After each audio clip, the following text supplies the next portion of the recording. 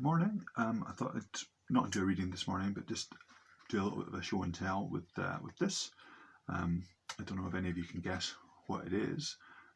This is one of the fossils I like to take in when I'm discussing paleontology in schools, and I usually get some quite good guesses about it. Most young folk, when they have a look at it, guess that it's maybe a bit of a tree trunk, and it definitely has what look like circular growth lines through the centre of it. But this is actually a bit of mammoth tusk. And this is a bit of mammoth tusk that I found during fieldwork in 2003 in the Yukon near Dawson City in Canada. And we were there looking for well-preserved Pleistocene bones for DNA analysis, working with gold miners out there. So gold mining in the Yukon is known as placer mining. It's a really interesting way of looking for gold. What it is they are trying to find old river channels, like paleo streams essentially, where gold has been washed out of deposits and left in the old stream bed, and then built up over tens of thousands of years with organic stuff over the top of it.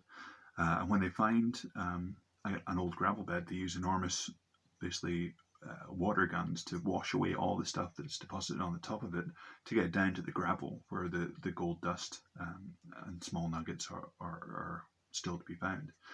But all that organic muck that's on the top of it often has lots of well-preserved frozen permafrost bones in there too.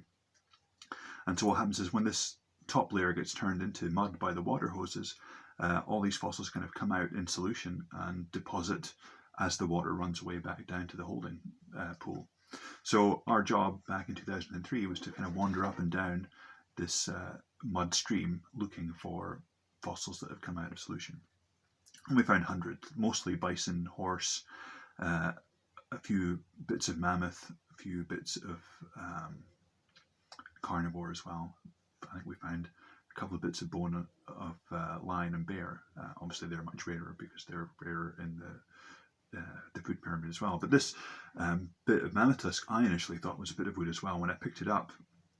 But cleaning it off, it's clearly ivory. It's really heavy.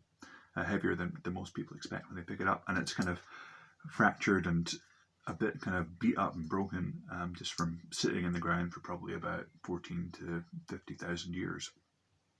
And what's interesting about this is that you can see it's from a fairly adult mammoth. Like with trees, the growth rings that you can see in the center actually tell you how old the mammoth was when it died. So this is from an adult. And it also has a little bit of kind of purple staining that you can kind of see just around here.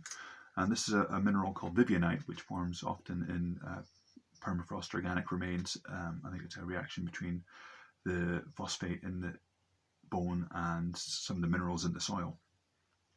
What else you can see is that also, if you look at the cross section, you can just about make out something that's called Schrager lines. So these are kind of growth lines for the mineral of the tusk as it's laid down.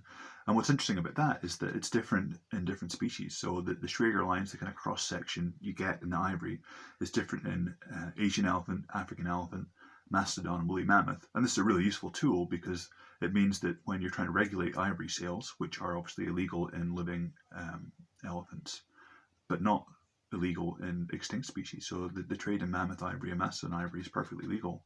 The only really good way to quickly identify what species a bit of ivory has come from is looking at Schrager lines.